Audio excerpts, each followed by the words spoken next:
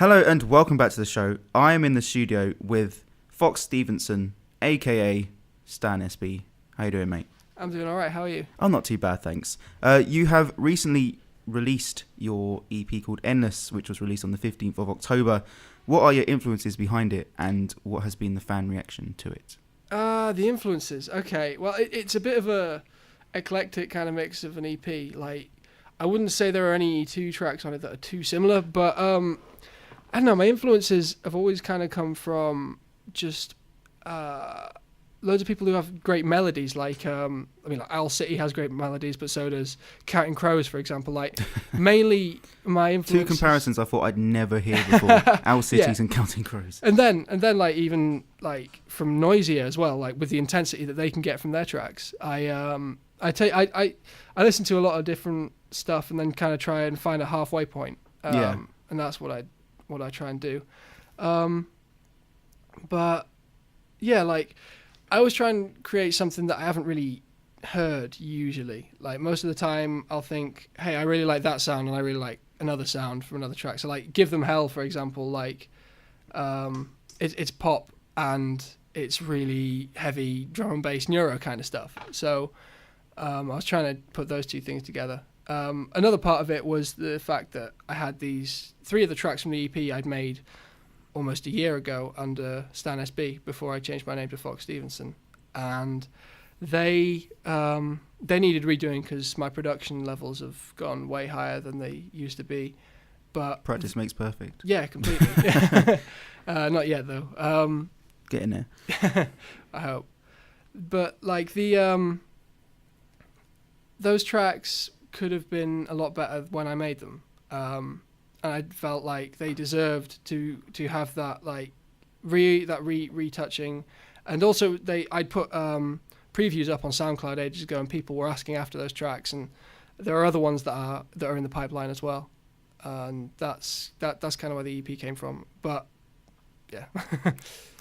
And what has been the fan reaction to your EP? Generally pretty positive.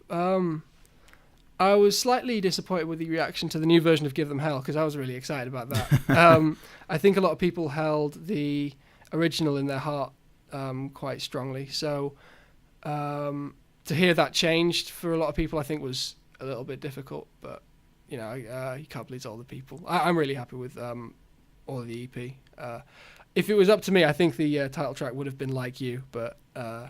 How come it wasn't up to you? Just because of it was already there, or...? Whenever you release anything, it's not just up to the artist, and it's not just up to the management, and it's not just up to the label. It becomes a kind of, you just have to negotiate on that, and I kind of disregard my own opinion on things like this because I can't remember who told me it, but a long time ago, someone said you never know your own best track. Yeah. Because, I spent a long time making Like You, but Endless I made quite quickly. Yeah.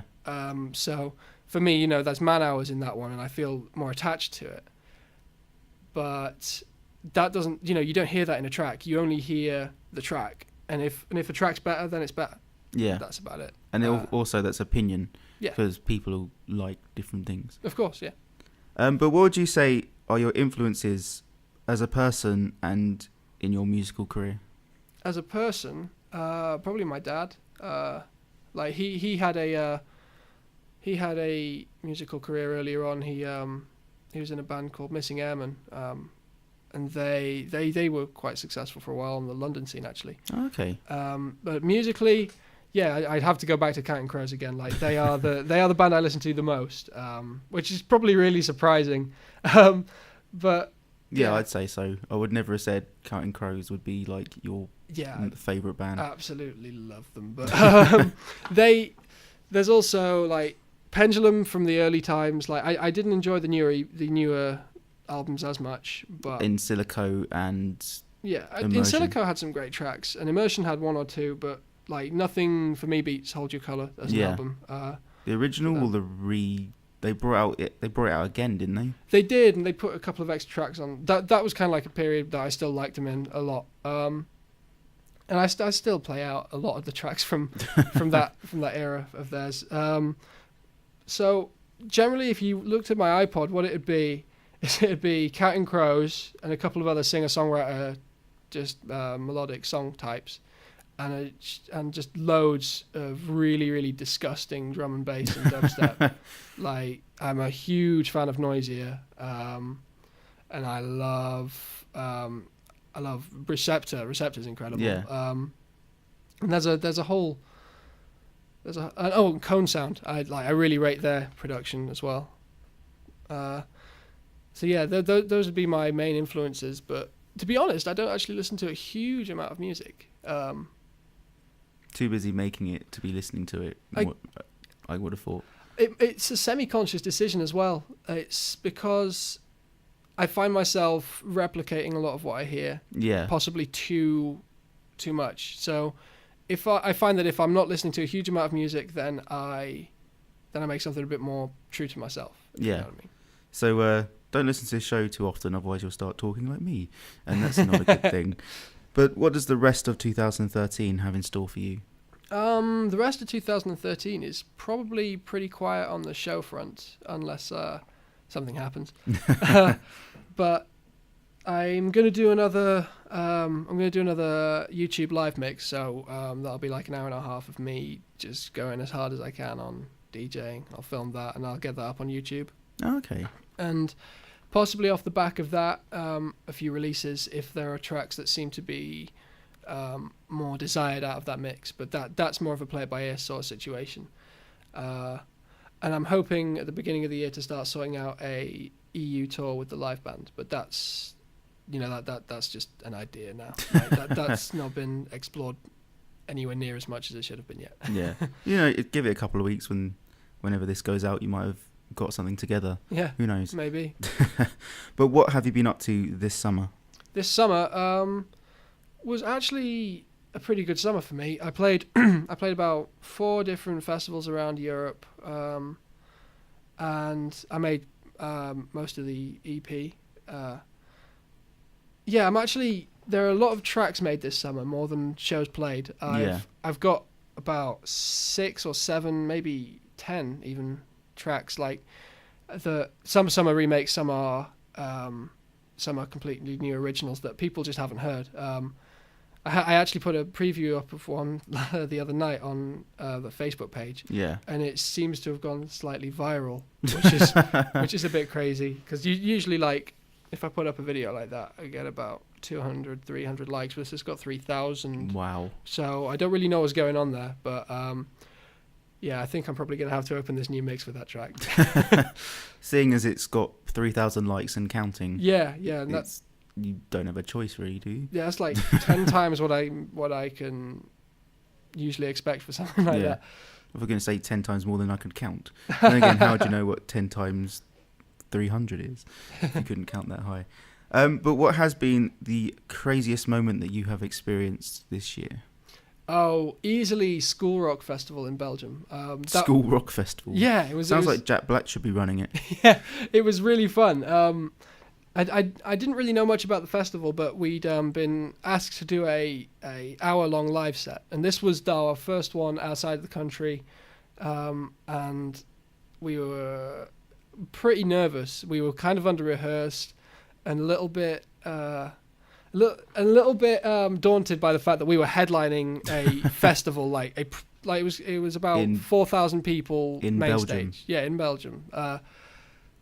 And there was a moment as we were setting up, me and Dan, my drummer, and my favourite Counting Crows track was playing. I know I keep going back to them, but August and Everything After is probably my favourite album ever, like, by anyone. But Round Here by Counting Crows off that album was playing, and I kind of just looked into the crowd, and there was like 4,000 people there, like, and I just suddenly thought, nah, that's a sign. I'm going to do all right here. And I kind of put on my game face and started singing the first track, which was Dead off my Anyone Out There EP, Understand SB. And suddenly to see about, 75% of a huge crowd just start singing along with you. It's like that video of Mumford & Sons when they played their first festival gig, and he starts singing, and then you just see him start smiling, and it's really and I never, I'd always hoped I'd have a moment like that, but I didn't ever expect it to happen so soon. Like, I'm still working on, becoming a career artist and having a amount of longevity in what I do. And because you haven't even released an album yet. No, I'm saving that. I think I'm not. My work ethic is I will never release something I'm unhappy with. Yeah, which kind of makes me a bit.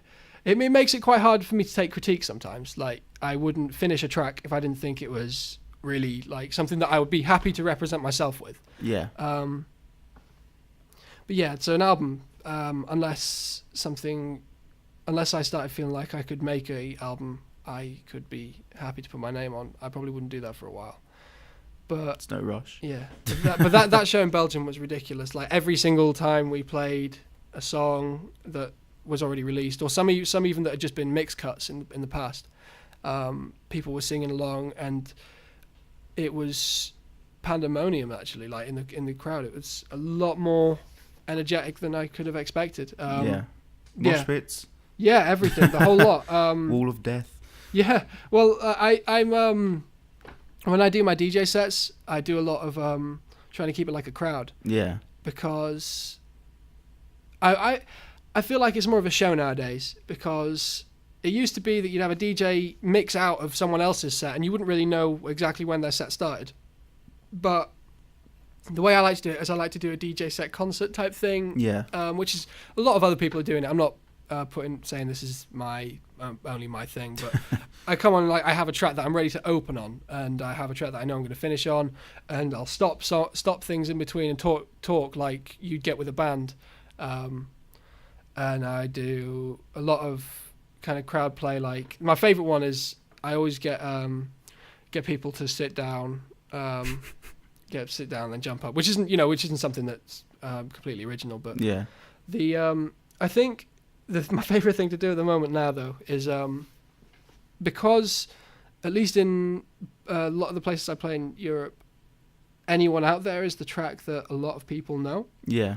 And recently I've started doing a thing where I cue it up in my headphones and I get the key, and instead of playing the track, I just start singing the opening verse that people know. Yeah. And it just sends them crazy. Yeah, no, but they start singing it along, and like I get them going, and then it gets to the bit where they're like, "Is anyone out there?" And then I just press it straight onto that riff that people know. Yeah. And that seems to work really well as a sort of, you got to create a good vibe just whenever you're playing, because.